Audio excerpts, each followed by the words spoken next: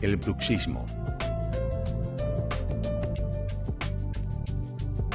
El bruxismo es el acto compulsivo de apretar o rechinar los dientes sin ningún interés funcional. El estrés y la ansiedad son a menudo las causas más frecuentes. Se calcula que el 80% de la población ha tenido algún episodio bruxista a lo largo de su vida, incluyendo adultos, adolescentes y niños. Y es una conducta muy nociva para los dientes, el periodonto y los músculos de la boca. Existen dos tipos de movimientos bruxistas: el apretamiento y el rechinamiento, siendo este último el más dañino.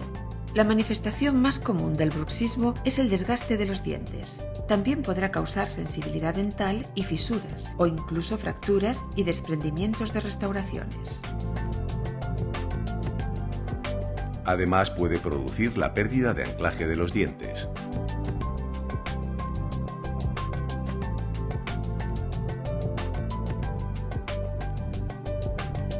El bruxismo produce un exceso de ejercicio que va a repercutir en los músculos masticatorios y en las articulaciones de la mandíbula, provocando dolor y chasquidos. Incluso puede aparecer dolor de oído, dolores de cabeza y otros problemas graves.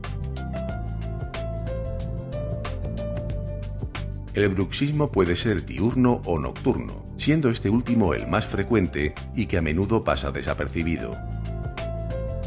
Para evitar los efectos del bruxismo, su odontólogo le prescribirá una férula de descarga, también llamada férula oclusal o férula de relajación.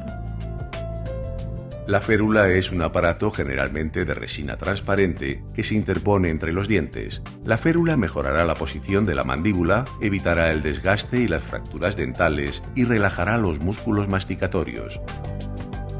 También protegerá a las carillas, coronas y puentes. Sin duda, la férula es el tratamiento dental más conveniente ante el bruxismo, ya que ofrece excelentes resultados a medio y largo plazo.